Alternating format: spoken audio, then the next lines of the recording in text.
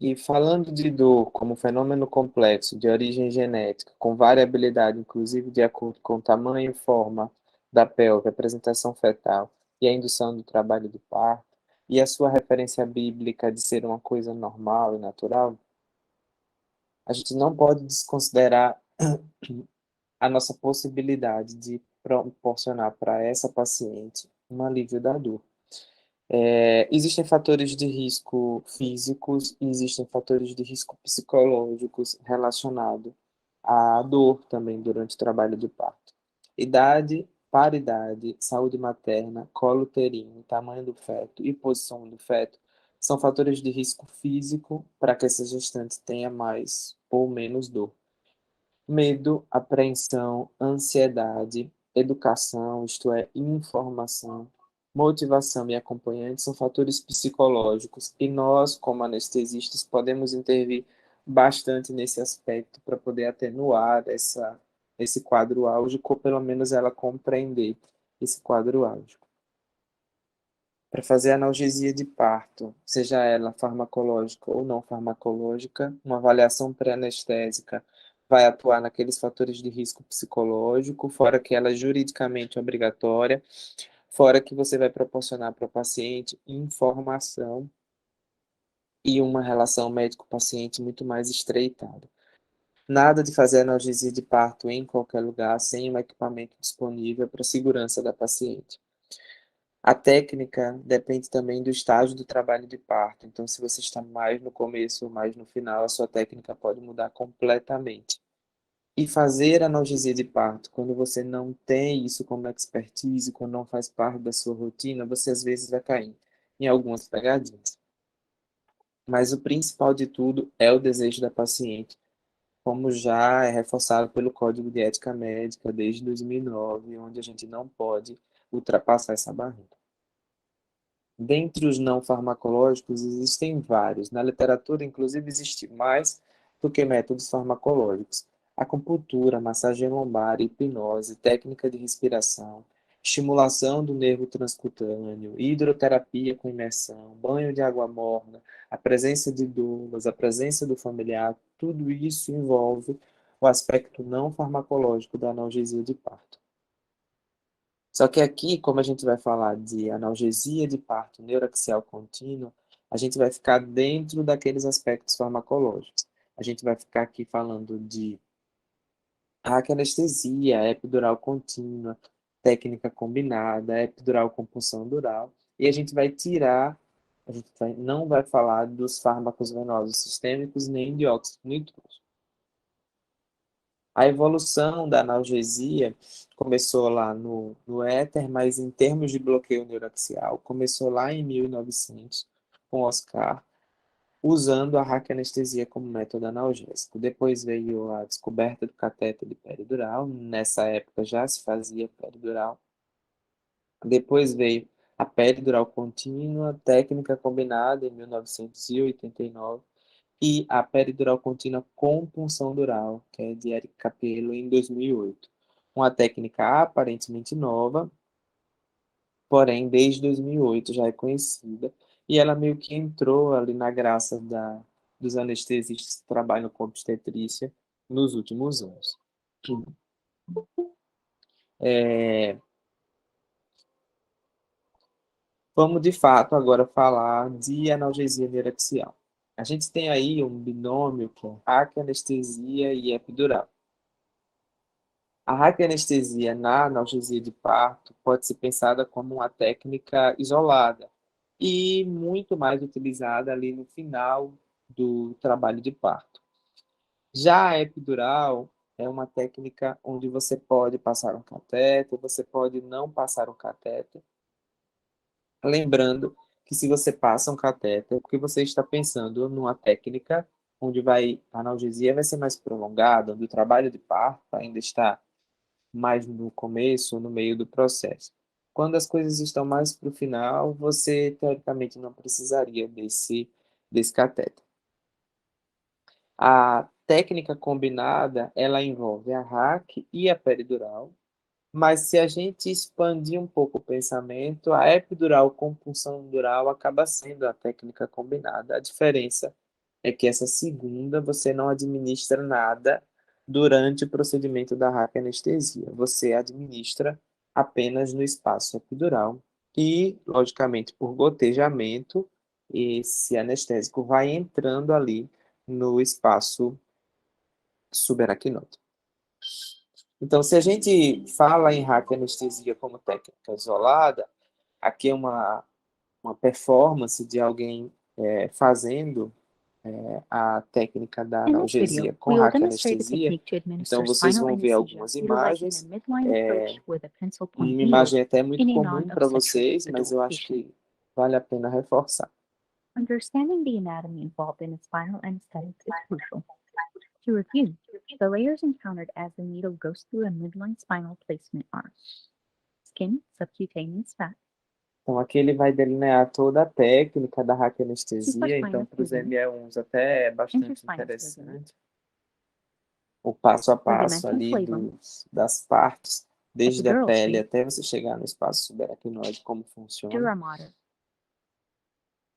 arachnoid mater, and then the subarachnoid space. Optimizing the patient's position is fundamental to performing spinal A anesthesia gente in não a sedate tem patient. esse After properly método de positioning the antisepsia patient in aqui, a mas flex é or muito flat comum, back tanto fora posture, quanto inclusive em identify the São patient's Paulo, as midline by pessoas usam palpating muito the ele, spinous que processes. já vem com uma To esporgia de approximate the lumpy antisepsia, level, né? palpate Posicionamento the adequado da superior aspect paciente. of the posterior iliac crest. The line joining the two, also known as the intercristal or Touffière's line, A is linha de generally stated to Touffier, né, sendo identify the L4 mostrada. or L4-L5 level. Using a 25 gauge Feita a needle, administer anestesia local anesthetic at the target local. site. It may be helpful to carefully use the local needle as a finder needle to identify bony landmarks.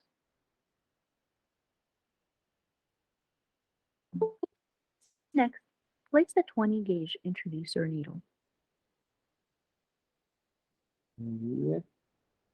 While holding the introducer, insert the 25 gauge Whittaker spinal needle through the introducer.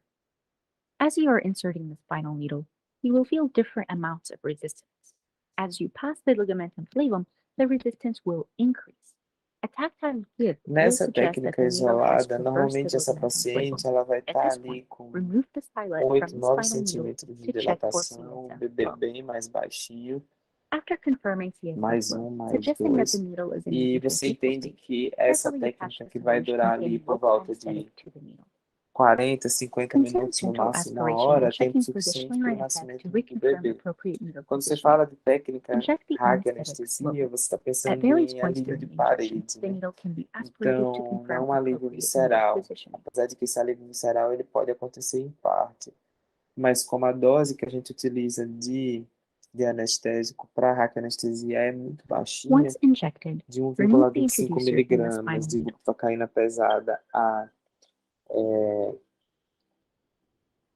2,5 miligrama de bupivacaína pesada, então essa técnica acaba sendo pouco duradoura e sobe pouco esse bloqueio. Já aqui a gente está falando da técnica epidural, né? E particularmente ele vai falar da epidural com cateter, né? Como está ilustrado aí pela setinha. Ela está fazendo a mesma técnica de antisepsia e localizando os espaços. É bom para os ME1s que estão na fase ainda de aprendizado dessa técnica prestarem bastante atenção como ela faz essa técnica aí. Aí é um manequim, tá?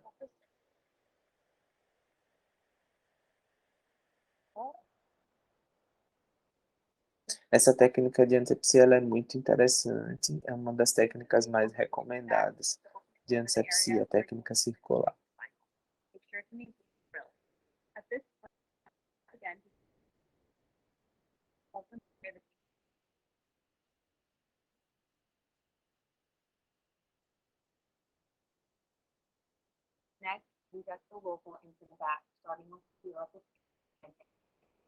Está fazendo aquela anestesia local, exatamente igual a outra.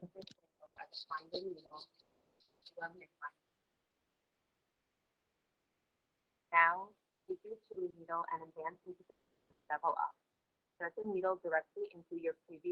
Agora ela está vindo com a agulha de tuí, né, e turri. Ela vem sempre com o bidão voltado para cima. A intenção é você chegar o mais próximo possível do ligamento amarelo, onde você vai ter mais resistência. Ele está fazendo a técnica com perda de resistência ao ar.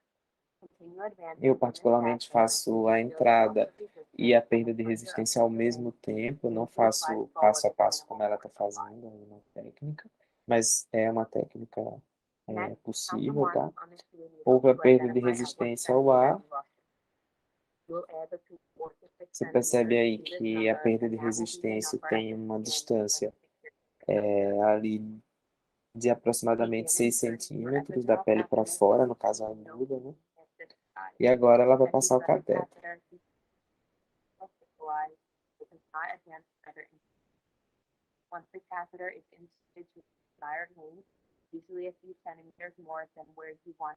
O ideal é que esse catéter seja passado antes da administração de qualquer tipo de medicamento no neuroeixo. E ele, teoricamente, vai dissecando o espaço virtual, o espaço peridural. Quando você administra alguma medicação antes, você até abre esse espaço, mas você perde um pouco a sensação de alocação do catéter. Uma vez introduzido o catéter, você vai retirar e a posição segura, como ele coloca aí, é aproximadamente 12 centímetros de catéter até a pele, para você alocar o resto para dentro, né, depois da pele. Dá uma aspirada, né? Teoricamente não volta nada, né? Nem sangue, e essa aspiração é para isso. Ela vai colocar um filtro, esse filtro é, mais uma vez, uma medida protetora associada com a antisepsia, né, que já é feita. O intuito é diminuir a contaminação no neuroeixo da paciente. Ela está fazendo uma dose teste, particularmente em gestantes, a dose teste, ela nem sempre é feita, porque gestantes já são mais taquicárdicas e a resposta a uma possível administração endovascular acaba sendo fugaz e duvidosa. Eles têm essa esponjinha que a gente não tem no mercado, mas a gente já tem uns adesivos bastante interessantes. E aí uma forma de demarcação. Na técnica epidural com catéter, uma vez que a gente vai fazer a analgesia do parto neuroaxial contínua, a gente pode administrar através do catéter bolos manual intermitente, que é a técnica aqui em Sergipe, em particular, é a que é a mais feita, até porque a bomba de infusão na maternidade chegou recente.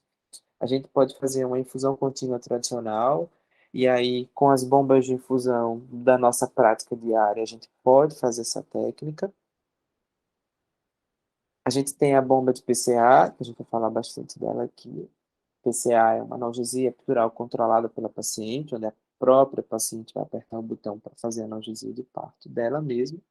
E a gente tem a técnica do PIEB, que são os bolos epidurais intermitentes programados, onde além de uma administração feita pela própria paciente, apertando o botão, a gente pode programar na bomba bolos intermitentes com algum intervalo de 20 a 30 minutos, por exemplo.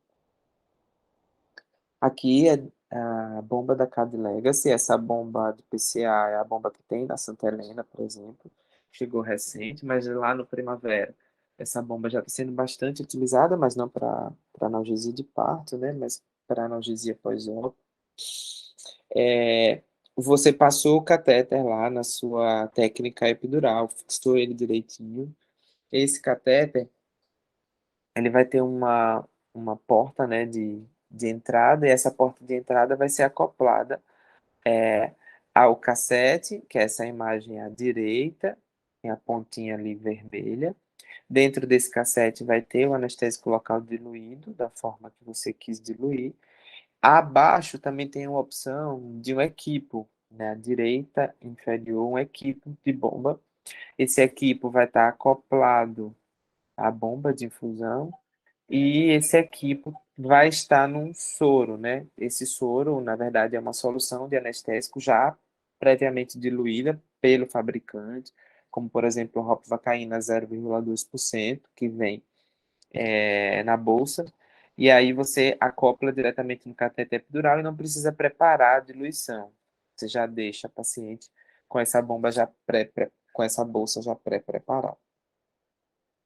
Aqui é uma outra bomba da CAD, é a CAD Solis.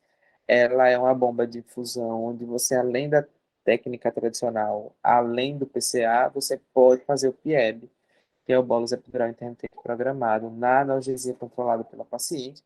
Naquela bomba anterior, você não consegue fazer o PIEB. Aqui é uma imagem da bolsa, já com anestésico diluído, pré-pronto, é, acoplado a um equipo, esse equipo acoplado na bomba e o botãozinho ali em azul, desculpa. O botãozinho ali em azul, que é onde a gestante aperta quando ela quer analgesia de parto. Essa é uma outra bomba de infusão, só que essa é muito terapia, muito utilizada em oncologia, mas tem as mesmas funções da anterior. Quando a gente associa a raquianestesia à epidural, a gente vê aquelas duas técnicas, a combinada, raque peridural, e a epidural com punção dural. Nessa primeira técnica, que a gente não tem no gestante, mas é uma técnica que a gente chama do duplo bloqueio, onde a gente tem um material específico, onde no próprio equipamento que vem a agulha de pele vai vir uma agulha de Con el raque, siguiente como video vocês vão ver na queremos imagem. ilustrar la técnica de la anestesia conductiva combinada espinal peridural.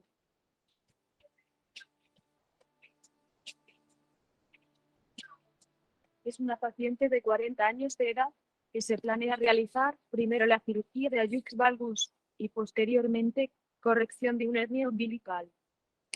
Então, veja, aí é uma agulha Torrid peridural e por dentro é uma agulha de raque, El o equipo Ítacre. consta de un catéter peridural Então, aqui número vem um 20, un conjunto com tudo espinocal isso. número 27 y una aguja Tuoy número 18 que tiene un orificio posterior que permite que el espinocano avance directamente Então, al espacio abaixo do intracraneal. bisel você tem um orifíciozinho, que é por onde vai passar a agulha de Esta raque. técnica combina la anestesia espinal y la peridural en un sistema de única punción, usando la aguja Tuoy e insertando la aguja espinal a través de esta, evitando así la punción en diferentes espacios lumbares. Hay menos trauma y disconfort y menos dificultades técnicas. Se indica al paciente en posición sentada, con técnica séptica. Se realiza primero la punción en la línea media, a nivel de L1, L2, con la aguja Tuoy, con el bisel en orientación Chegou ali cefálica, no al espaço sentir la pérdida de peridural, resistencia con aire, separa a sua indica el espacio técnica, peridural. e aí você vai tirar a sua seringa de perda de resistência ao ar, vai vir com a agulha de raque, por dentro da agulha de peridural, aí é uma espocã, tá, pessoal? Mas podia Luego ser se um avanza la Ítacre, aguja podia ser espinal a través de la aguja Tuoy uma por el orificio Quinto. posterior. El espinocan avanzará 15 milímetros más allá de la punta de la aguja peridural.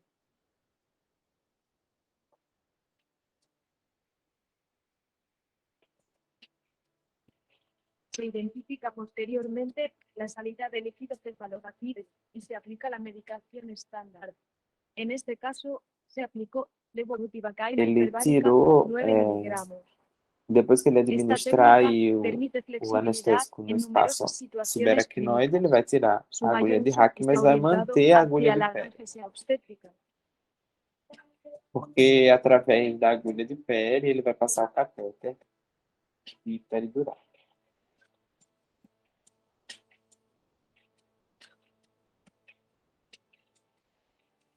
Luego se inserta el catéter peridural con la técnica estandarizada. Se avanza aproximadamente 4 a 5 centímetros en el espacio peridural. El catéter se aspira para descartar la presencia de sangre o líquido cefalorraquídeo. Se aplica dosis de prueba con epinefrina, evaluando cambio en la frecuencia cardíaca para descartar que se encuentre intravascular.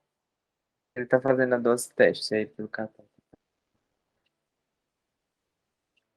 En este caso, Se aplicó la Uma dosis vez peridural estando no 1 espaço hora y media peridural, essa vai después, ser a en el momento distribuição del segundo tiempo do quirúrgico líquido nessa para la região. realización de la herniorrafia umbilical.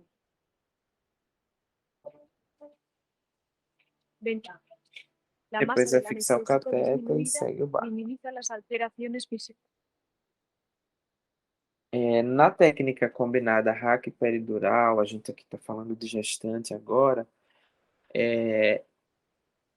devido à hack anestesia, a gente vai ter um início rápido de analgesia. E quando a gente tem um início rápido de analgesia, a gente tem uma queda abrupta de catecolaminas, a gente tem um maior risco de taxistolia, e a gente acaba podendo ter um trabalho de parto mais avançado, um pouco mais avançado do que o habitual.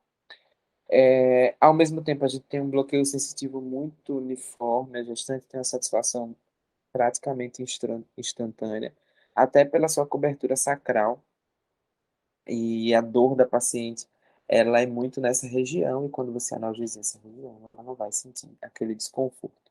Então, como eu já falei para vocês, a dose da RAC é 1,25 a 2,5 miligramas de bupivacaína pesada, sendo que a gente, se não administrou em nenhum momento durante o seu neuroeixo fentanil, a gente pode fazer 15 microgramas de fentanil. E no espaço peridural, onde a gente vai ter um alívio ali das contrações também, em termos de intensidade, a gente vai fazer uma infusão contínua que, segundo a publicação de 2018 da Anesthesiology, um artigo muito interessante, por sinal, eles usam bupivacaína 0,05 a 0,1% e colocam fentanil ou sulfentanil, 1 a 3 microgramas por ml ou 0,2 a 0,3 microgramas por ml, no caso do sulfenta, numa infusão ali de 8 a 15 ml por hora. O que eu posso recomendar nessa técnica é você só começar a infusão de peridural depois de 30 minutos de instalação da RAC, você vai ter menos efeitos ali hemodinâmicos, nem tantos, mas mais efeitos ali em termos de taxistolia para esse bebê, porque soma com os efeitos da RAC, logicamente, né? A epidural com punção dural, nós estamos falando aqui de uma técnica de associação, uma modificação daquela técnica anterior. Esse tipo de técnica, você pode usar. A anestesiólogos recomenda uma agulha 8 mas não necessariamente precisa ser ela, até porque a gente está falando de gestante, e quanto mais fina a agulha, menos chance de cefaleia pós-hack. O anestésico local, como eu falei, vai ser injetado no espaço epidural, e por gotejamento, ele vai ultrapassando aquele orifício feito na dura, né, na aracnoide, e acessa o espaço subaracnoide. Quando a epidural começou a ser utilizada para analgesia, foi quando a epidural contínua, por si só, estava dando falha. E aí eles associavam essa técnica. É muito boa, tem um bloqueio sacral muito interessante, tem menos incidência de prurido, tem menos hipotensão, até porque a gente não está fazendo injeção de 2,5, por exemplo, de bupropiona pesada na RAC, né? E tem menos necessidade de doses complementares e menos taxistolia. Então, aqui a gente tem um trabalho onde ele pega 3 grupos. O primeiro grupo da epidural simples, o segundo grupo de duplo bloqueio, né, técnica epidural com punção dural, e o último grupo aí, a técnica combinada, que seria hack e peridural. Os grupos eram completamente homogêneos e esse ensaio clínico randomizado teve como desfecho quando eles comparou o duplo bloqueio, a epidural com punção dural, com a epidural simples. O DPE foi um bloqueio sacral mais intenso, mais rápido, com menos necessidade de intervenção médica para bolos adicionais.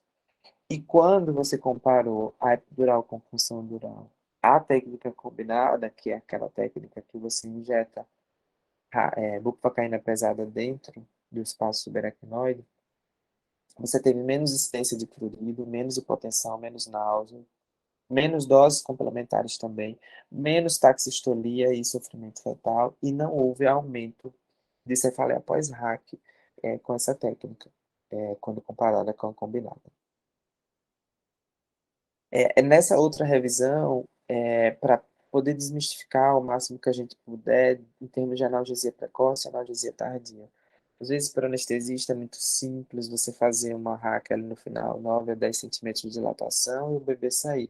Mas a gente tem que lembrar que tem um contexto de dor, de desconforto, de mal-estar para aquela gestante que podia ser analgesiada antes, sem nenhum malefício para a mãe e para o bebê, basta escolher a técnica adequada. Então, essa revisão mostra que, em termos de piora de desfecho clínico ruim, não houve diferença entre os dois grupos. Voltando a falar da analgesia peridural contínua, já que a gente delineou as técnicas, né? Se você for escolher a infusão contínua tradicional, então aqui você fez a pere, fechou o catéter, e acoplou o catéter, aquela bomba da Bebral que vocês conhecem. Vocês colocam lá o remifentanil, por exemplo. Você poderia fazer isso, preparar, diluir a bupivacaína 0,0625 a 0,125, colocar fentanil, 50 a 100 microgramas, ou sulfenta, 5 a 10 microgramas, faz um bolos ali daquele catéter de 5 a 15 ml e faz uma manutenção de 10 ml por hora, deixando essa preparação aí de 0,0625 com fentanil 2 microgramas por ml. Isso seria uma infusão contínua tradicional. Mas se você faz uma técnica do PCA, a diluição é a mesma, né, da dose de manutenção, da técnica tradicional. Você deixa ali 5 a 8 ml hora, mas a paciente tem a opção de apertar um botãozinho, então aí você já não tem mais aquela bomba da Bebral, né, de PCA, ou melhor, não tem a bomba da Bebral, que por sinal não é uma bomba de PCA, e aí você precisaria, por exemplo, da CAD Legacy ali, né, da CAD Solis, onde você tem um botãozinho, a gestante pode apertar esse botão e ela injetar nela mesma um bolo de 5 a 10 ml. Lógico que você vai definir o intervalo de tempo, afinal de contas, se ela apertar demais, isso pode gerar algum dano para ela. Então, se ela ficar apertando demais, ela não vai conseguir administrar, apenas se ela ultrapassar aquele intervalo de 10 a 20 minutos programado. E se você fizer a técnica do Pierre, aqui a gente está falando de uma paciente que está com bolos programados e com bolos manuais. A gente não está com uma infusão contínua. Então, você vai lá na bomba, e aí você não consegue fazer, por exemplo, na bomba da Fresenius, que é uma bomba nova, muito bacana, mas a bomba da Fresenius, ela só faz PCA. Faz tradicional, faz PCA, mas não faz PEB. Então, a que faz PEB é aquela Solis ou a VIP da CAD. E aí você pode programar bolos a cada 30 minutos, daquela mesma diluição, e a gestante pode apertar 5 ml ali em bolos a cada 10 minutos. Você pode até programar a cada 20 minutos aí, dessa preparação, se ela tiver interesse, né? Isso segundo a recomendação da anestesióloga de 2018. Porque PIEB foi se mostrando bastante interessante quando comparado à técnica tradicional. Quando você faz a técnica tradicional, a dispersão do anestésico é essa aí. Catéter, a pontinha dele, em azul é o que se dispersou aí de anestésico. Quando você tem a técnica do PIEB, você faz um bolus no menor intervalo de tempo, e aí você consegue fazer uma dispersão maior do anestésico, e essa é a grande vantagem da técnica do PIEB. Então, é interessante que a gente falou de duas coisas interessantes para vocês não misturarem, né? A vazão pode ser infusão contínua, pode ser bolus intermitente programado, pode ser PCA, e tem a técnica da peridural, que pode ter sido combinada com a hack, pode ter sido simples, passou o catéter, coisa desse tipo. Para você fazer o PIEB, o PCA, você precisa do catéter. Mas não necessariamente precisa ser um epidural simples, pode ser um epidural com punção dural, você usar o catéter e escolher PIEB. Só para vocês entenderem aí essa diferença. Aqui é um trabalho bastante interessante, é um trabalho oriental, dos efeitos da analgesia epidural com baixas concentrações de anestésico local. Aqui a gente está falando de ropivacaína, 0,1%, como analgésico para esses gestantes. Nós estamos falando de dois grupos, um grupo que recebeu analgesia, outro que não recebeu analgesia, e ele comparou. Esses dois grupos eram bem homogêneos entre si. Quando o propósito, o objetivo era desfecho materno, como tempo do primeiro estágio de trabalho de parto, tempo do segundo estágio, hemorragia pós-parto, episiotomia ou coisas desse tipo. E ele comparou a técnica de analgesia e a técnica das pacientes que não receberam a analgesia. Houve diferença estatisticamente significativa em praticamente todos os grupos. Então, na paciente que recebeu analgesia, teve mais tempo no primeiro estágio de trabalho de parto, teve mais tempo no segundo estágio de trabalho de parto. Quando se falou em administração de ocitocina, foi-se utilizada mais na paciente que recebeu analgesia, parte instrumentalizada. Mas a gente precisa reforçar aqui que foram pacientes que receberam ropivacaína 0,1%, tá? Se a gente estiver falando de desfecho neonatal, aí os dados são bem mais tranquilos, que a única diferença, sem significância clínica, foi o último valor lá de baixo, que é o pH da artéria umbilical, que foi menor do que 7,2 no grupo de analgesia, quando se comparou com o grupo sem analgesia. Então, apesar de ampliar aqueles desfechos maternos, não ampliou em mortalidade e não houve desfecho neonatal significativo, a única coisa, o pH, mas sem significância clínica nesses bebês, tá bom? A bomba de PCA, ela pode ser utilizada peridural, não só para analgesia de parto, mas para analgesia pós-ópera, por exemplo. Mas ela tem outros usos, né, venosos, para administração de diversas medicações, perineurais, né, inclusive intratecais. Aqui é a bomba da Cardilegas, que é a bomba que tem disponível nessa telinha, né? Como eu falei para vocês, e aqui o passo a passo de administração dessa bomba, onde poucos botões vão necessariamente precisar ser utilizados, e aí você vai seguir esse passo a passo de entrada e vai para o botão que especifica o seguinte após a programação. Por exemplo, ela começa com a mensagem de segurança, que é essa mensagem em verde aí, LLO, código 63, você aperta seguinte. Depois vai vir para você programar o volume do reservatório, então aquelas setinhas em cinza para cima e para baixo para você aumentar ali a quantidade de volume. E aí você confirma e passa para o seguinte. Opa, depois você coloca a unidade ali da medicação que você está preparando, confirma e passa para o seguinte. Depois você vai colocar a perfusão em dose contínua, ml por hora, confirma. As doses em bolos você também vai confirmar e passa para o seguinte. Programa o intervalo de bloqueio, que são aqueles intervalos ali de 10, 20, 30 minutos que você programou para essa paciente. Aí ele vai ter uma limitação de dose por hora, que você não vai poder estar permitindo que a paciente administre a qualquer momento. Depois você tem acesso ao histórico de quanto foi administrado, de quantas tentativas dessa paciente aplicou, porque às vezes você colocou uma programação em infusão contínua para essa paciente e ela apertou ali o botão umas 10 vezes nos últimos 30 minutos. Isso quer dizer que a sua vazão em infusão contínua está baixa, você precisa aumentar essa vazão para diminuir as tentativas. Então a bomba avisa para você. Avisa também o volume total que foi administrado, tá bom? Inclusive, após checagem final disso tudo, você tem a detecção de ar, porque se tiver ar na linha, ele vai detectar e vai impedir que você administre na paciente, tá bom?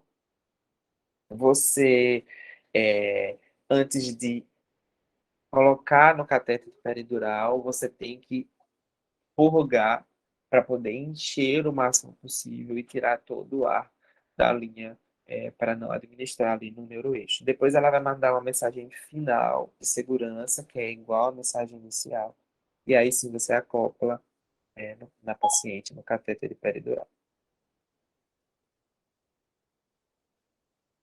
Aí é o botãozinho de início e de parada. Se você quiser parar, você vai apertar nele. Quando você vai iniciar, você vai iniciar nele de novo.